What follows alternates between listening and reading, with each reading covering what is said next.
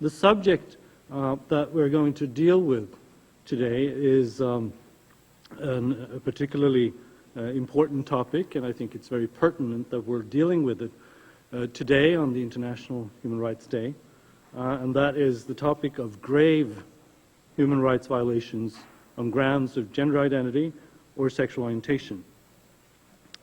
The past decade has witnessed a continuous stream of reports of extrajudicial killings, torture, arbitrary detentions, and other gross human rights violations committed against fellow human beings on grounds of their gender identity or sexual orientation, or simply because of the fact that they have been human rights defenders of the rights of these people.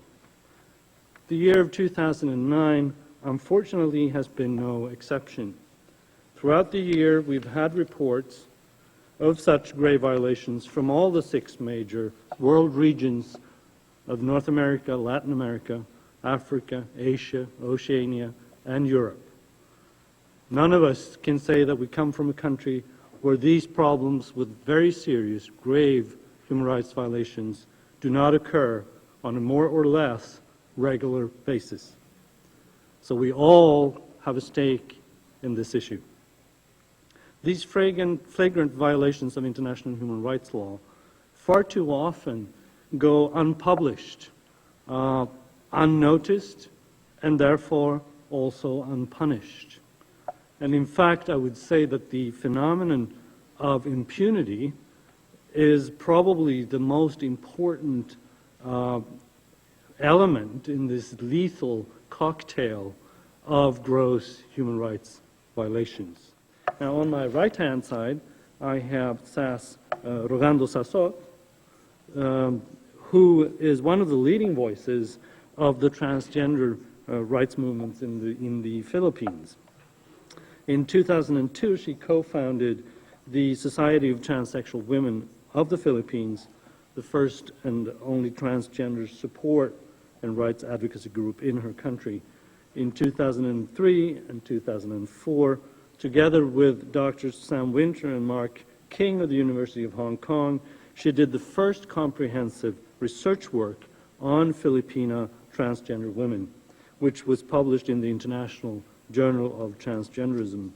During the 2007 Manila Pride March, she has been named as one of the 9 faces of pride. Let me begin by expressing my warmest gratitude to the permanent missions to the United Nations of Argentina, Brazil, Croatia, France, the Netherlands, Norway, and Sweden, and to the coalition of non-government organizations defending the rights of lesbians, gays, bisexual, and transgender people.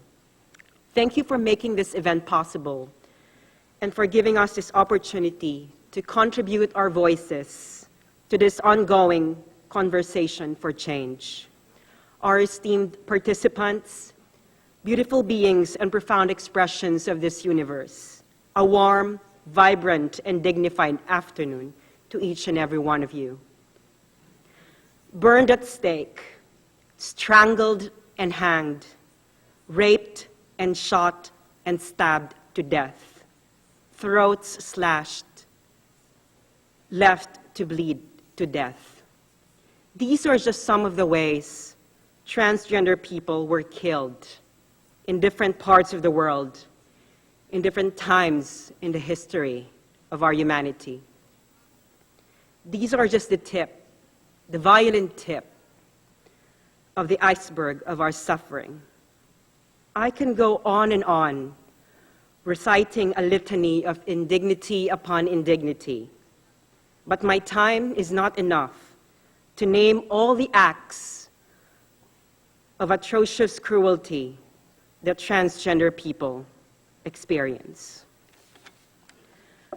But what is the point of counting the dead bodies of our fellow human beings, of narrating how we suffer, and of opposing violence against us if we don't challenge the root of our oppression? The sincerity of our intention to address the human rights violations against transgender people rests upon the depth of our appreciation of human diversity and the breadth of our understanding of why transgender people suffer these indignities. The root of our oppression is the belief that there is only one and only one way to be male or female. And this starts from our birth. Upon a quick look at our genitals, we are assigned into either male or female. This declaration is more than just a statement of what's between our legs. It is a prescription of how we should live and must live our lives. It is a dictation of what we should think about ourselves, the roles we should play, the clothes we should wear, the way we should move, and the people with whom we should have romantic and erotic romantic relationships. But this belief is so wrong, very wrong. The existence of people whose identities, bodies, and experiences that do not conform to gender norms is a proof that this belief is wrong. Nonetheless, even though the truth of human diversity is so evident and clear to us, we choose to hang on to our current beliefs about gender, a belief that rejects reality and forces people to live a lie. This is the belief that leads to attacks on our physical and mental integrity, to different forms of discrimination against us, and to our social marginalization. This is the belief that led to Joan of Arc to be burned at stake because she was cross-dressing. This is the belief that motivated the rape and murder of Brandon Tina on December 31, 1993. This is the belief that led to stabbing to death of Ebru Soykan, a prominent transgender human rights activist in Turkey, on March 10, 2009.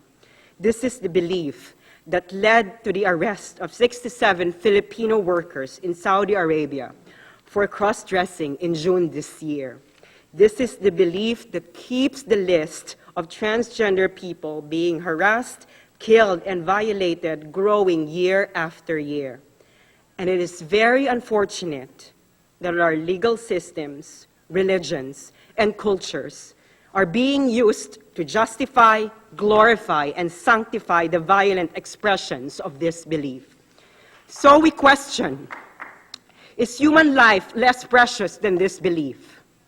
Is our right to life, to dignified existence, to liberty and pursuit of happiness subservient to gender norms? This doesn't need a complicated answer. You want to be born, to live and die with dignity. So do we. You want the freedom to express the uniqueness of the life force within you. So do we. You want to live with authenticity. So do we. Now is the time that we realize that diversity does not diminish our humanity, that respecting diversity does not make us less human, that understanding and accepting our differences does not make us cruel. And in fact, history has shown us that denying and rejecting human variability is the one that has led us to inflict indignity upon indignity towards each other. We are human beings of transgender experience. We are your children, your partners, your friends, your siblings, your students, your teachers, your workers, your citizens. Let our lives delight in the same freedom of expression you enjoy as you manifest to the outside world your unique and graceful selves. Let us live together in the fertile ground of our common humanity, for this is the ground where religion is not a motivation to hate, but a way to appreciate the profound beauty and mysteries of life. For this is the ground where laws are not tools to eliminate those who are different from us, but are there to facilitate our harmonious relationship with each other. For this is the ground where culture is not a channel to express the brutality of our limited perception, but a means to express the nobility of our souls. For this is the ground where the promise of the universality of human rights can be fulfilled. And we will be in this ground if we let the sanity of our desires, the tenacity of our compassion, and above all, the lucidity of our hearts to reign in our lives. Thank you.